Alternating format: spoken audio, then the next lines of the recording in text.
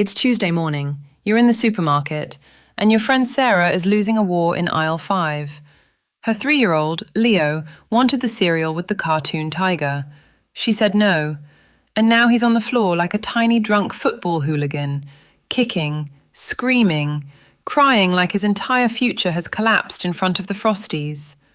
Sarah tries the calm voice, then the firm voice, then something dangerously close to bribery. Nothing works. Leo is furious, and the whole shop knows it. Now cut to Tokyo. Same Tuesday, different child. 3-year-old Hannah wants strawberry milk. Her mum says no. The cry starts building. You can see it coming. But her mother doesn't panic, doesn't bargain, doesn't raise her voice. She does something most Western parents never even think to try. And weirdly, it changes everything. Here's what nobody tells you about toddler tantrums. The way most Western parents have been trained to respond, the timeout chair, the consequence for acting out, the removal from the room, is accidentally teaching the wrong lesson. And it has nothing to do with bad parenting, because you were taught a set of tools designed to stop bad behaviour. And this is so crazy as the behaviour was never the problem. Japan has a word for what parenting is actually trying to do. And once you understand it, you will never look at your wee one's tantrum the same way again. 3 concepts in one, with a slight shift in how you frame it. Let's take a look. Sarah has been doing this right from the start. She read all the books. She watched the videos on good parenting. She bought the timeout chair, the little wooden one with Leo's name painted on it, and placed it in the corner of the kitchen with genuine intention for good. Tantrum happens. Leo goes to the chair. That's how it's done. 2 minutes go by, they talk about it, and life goes on. The same routine plays out for the next 6 months. Every day, in fact, for 6 months. The chair worked, in a way. The tantrum would stop. Leo would sit there, red-faced, mad, and then it would be over. And Sarah would feel, briefly, like she had a system, a solution, the answer. But by the next morning, the system was needed again and again. 3 times a day on bad days. The tantrums didn't run out, only the chair filled up. What Sarah didn't know, what the books didn't say, is that the chair was treating a symptom, stopping the scene, without building the skill. And every time it stopped the scene, Leo's brain logged the same lesson. Big feelings are something that happened to me. I have no control over them. They're not something I can handle on my own. That Tuesday in the cereal aisle was not the worst tantrum Leo had ever had. In fact, it was the 3rd one that day. Triangles at breakfast, when he wanted rectangles. The car door making the wrong sound when opened. And now this. Sarah crouched down, using the calm voice, and Leo screamed through it like it wasn't there. And for the first time, she didn't feel angry. She felt something worse. She realized that nothing had really worked over the last 6 months. Like she was doing the same thing, over and over, when it came to the tantrums, and getting the same result over and over. She sat down on the floor next to him. This wasn't a new strategy, just because she ran out of ideas in the moment. That night, after Leo was asleep, Sarah found an article online. It had been shared in a parenting group she barely looked at. It was about Japanese nursery schools, specifically how Japanese early childhood educators are trained to respond when a child struggles with tantrums. The article wasn't about stopping the behaviour. It was how to read what the behaviour is actually asking for. The word that stopped her was Shitsuke. She'd seen it translated as discipline before. But this article translated it differently. Raising a child who wants to behave. Not trained or made to, but wants to. She wrote it on a post-it and stuck it to the kettle. And that's when things changed. So, let's take a look at Shitsuke. Back to Tokyo, back to Yuki. When Hannah has a tantrum, and she does, regularly, because she is 3, and that's her job, Yuki's first question is never, how do I stop this?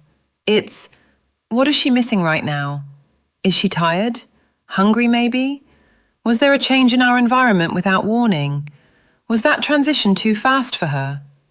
Most of the time, the answer is obvious once you look for it.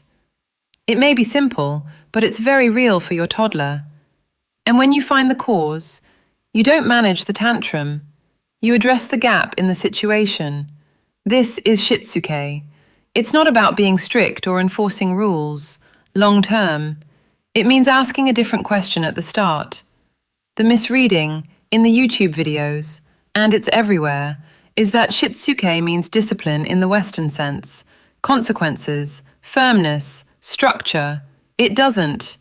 The closest English translation is raising a child who wants to behave. That's it. Because they've developed the inner tools to do it. Not a child who stops mid-tantrum because they're afraid of what happens next. 91% of children aged 2.5 to 3 have regular tantrums.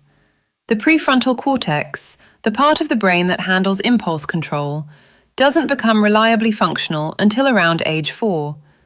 Your toddler is not being difficult. They are running software that genuinely cannot process frustration yet. Shitsuke says, then teach them to process it. Don't punish the gap.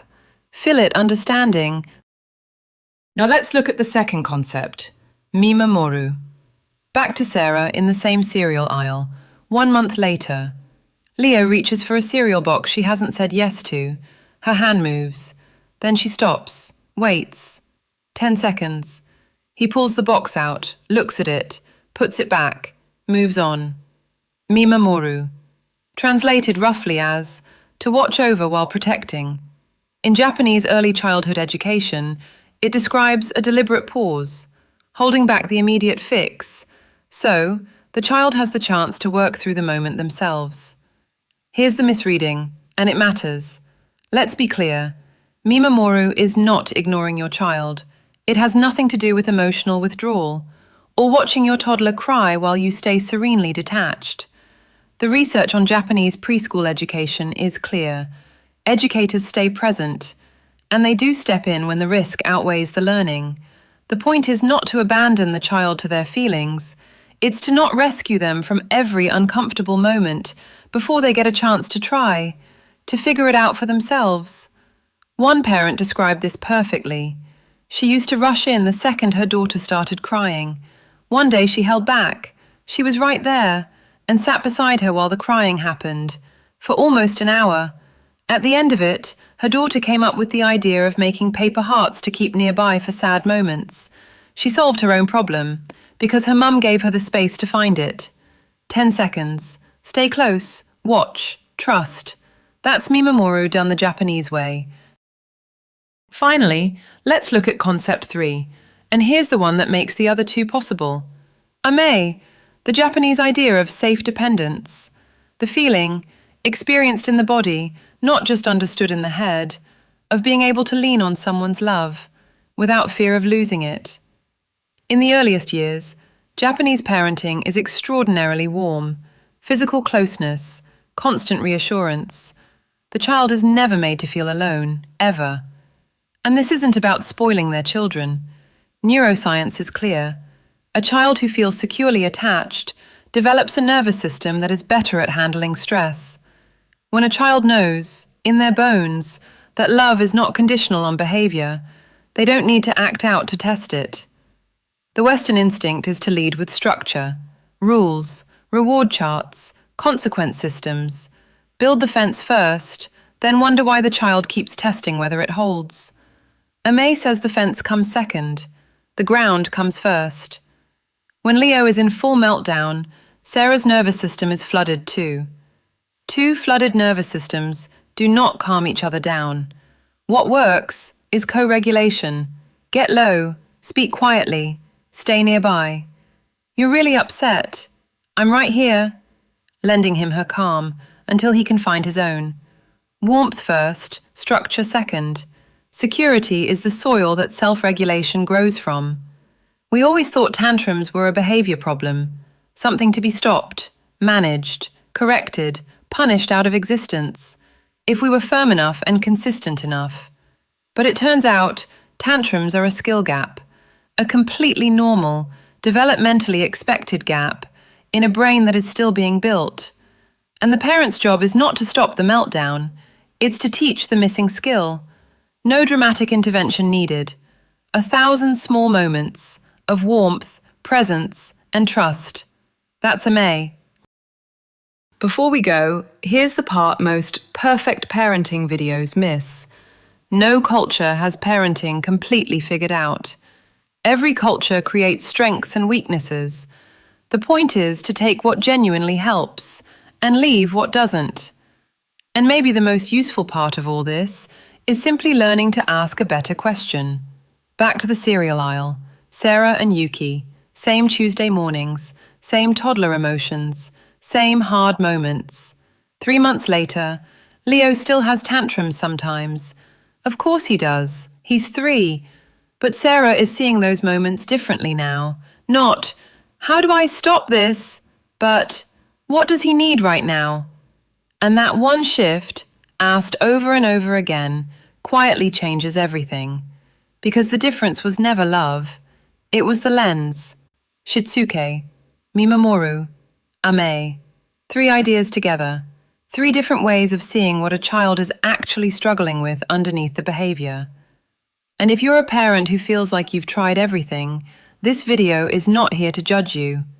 It's here to offer a different way of looking at the moment, a calmer one, a more human one. So, which of these 3 concepts feels closest to home for you right now? And which one do you think would make the biggest difference in your own family? Let me know in the comments. See you in the next one.